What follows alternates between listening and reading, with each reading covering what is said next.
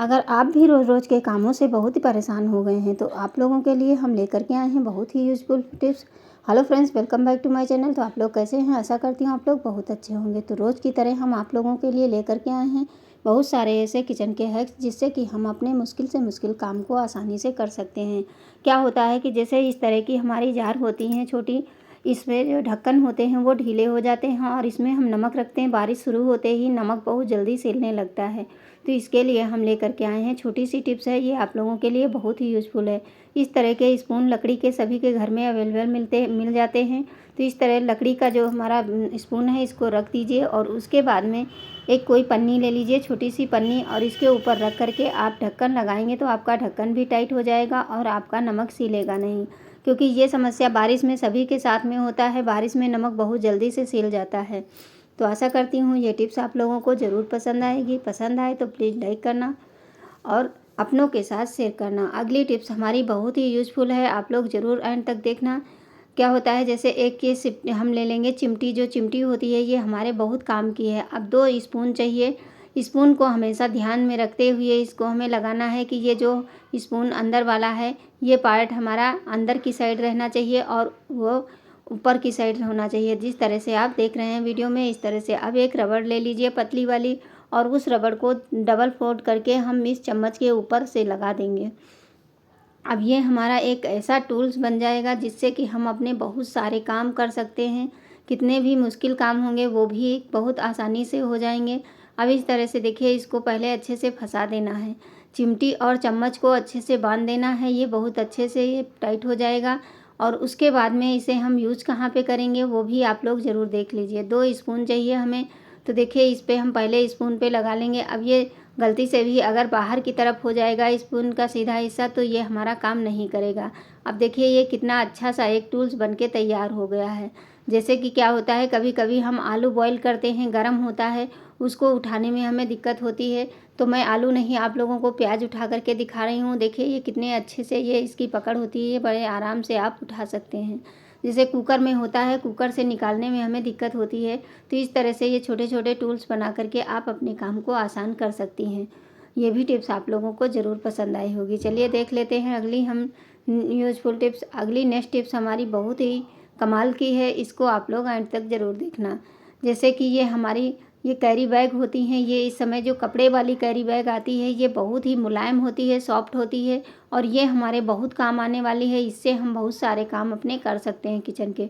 तो सबसे पहले तो हम पीछे का पार्ट हटा दिए हैं, फिर इसको हम थोड़ा चौड़ाई में, ये लंबी पन्नी थी इस वजह से हमें इसमें बहुत सारे इसमें निकल जाएंगे। तो देखिए, इस तरह से हम इसको बराबर से काट देंगे और ऊपर वाला पार्ट काट करके अलग कर देंगे।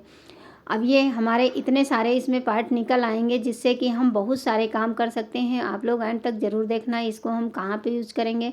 अब एक साइड से इसको हम इस तरह से खोल देंगे, जो इस सिलाई की होती है उसको हटा दीजिए, और उसके बाद में इसको इस तरह डबल फोल्ड कर देंगे। अब इसको हम चारों परत को अलग कर लेंगे, जैसे कि ये 4 हमारे बनके तैयार हो गए हैं। आप छोटे बनाना चाहें छोटे बना लीजिए। अब इधर से भी इसे कट कर देते हैं। अब ये सारे के सारे हम तैयार कर लेते हैं, उसके बाद में आपको दिखाते हैं इसी तरह दूसरा वाला भी हम कहाँ पे यूज़ करेंगे। जैसे कि हम लोगों के पास कांच के बर्तन जो होते हैं, इनको हमें संभाल के रखना होता है और ये गंदे ना हो, इसकी वजह से क्या करेंगे, एक के ऊपर एक रखते चले जाएंगे।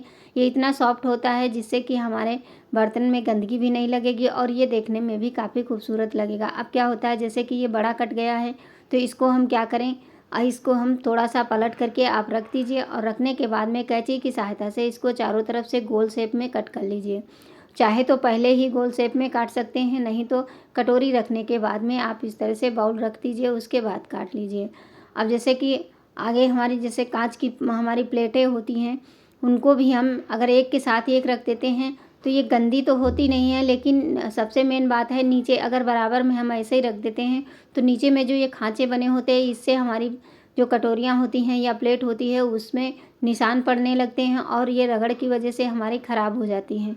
तो ये छोटी सी टिप्स अपना करके आप अपने सामान की सुरक्षा कर सकते हैं। चलिए दूसरा भी इसी तरह कट कर लेते हैं, और मैं बताती हूँ कि किस तरह से प्लेट में भी रखना चाहिए। तो मैं कांच की प्लेट तो नहीं है मेरे पास, मैं आप लोगों को दिखाने के लिए स्टील की प्लेट में दिखा रही हूँ कि आप किस तरह से स्टील की प्लेट में भी रख सकते हैं या कांच की। अब देखिए कितने ढेर सारे ये हो गए हैं। आप इसको जैसे हाथ पोंछने के लिए जैसे टिश्यू का इस्तेमाल होता है, उसमें भी आप इसको यूज में ला सकते हैं।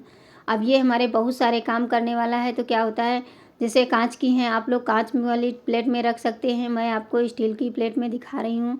इस तरह से देखिए रखते जाइए और प्लेट रखते जाइए, ये देखने में भी अच्छा लगेगा और ये हमारी प्लेट भी गंदी नहीं होगी। जैसे जो पानी वानी होगा उसको आप इससे टिश्यू का काम करके इसको साफ़ कर सकते हैं। जो बचे हुए हैं उनको हम अलग साइड में फ़ोल्ड करके रख देंगे। देखिए ढेर सारे बच भी गए हैं, तो इस तरह से फ़ोल्ड कर लीजिए और इसको रबड़ लगा करके आप रख दीजिए।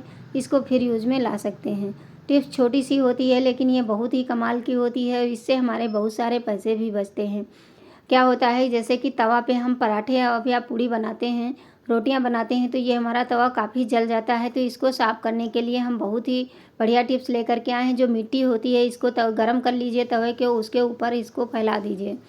अब आपको कोई भी मेहनत नहीं करनी पड़ेगी, बस बहुत ज़्यादा गर्म नहीं होना चाहिए, कितना हो कि हमारा हाथ से हम इसको पकड़ सकें। अब कोई भी जिससे आप बर्तन धुलते हैं वो जूना ले लीजिए, चाहे तो ये जो हमारा रेगमाल होता है उसको ले लीजिए, नहीं तो जो लोहे वाला जूना होता है उससे बहुत अच्छे से हो जाता है। देखिए बराबर रगड़ते जाइए और आपका तवा बिल्कुल भी आपको मेहनत नहीं करनी पड़ेगी, बिल्कुल तुरंत ये चुटकियों में साफ़ हो जाएगा।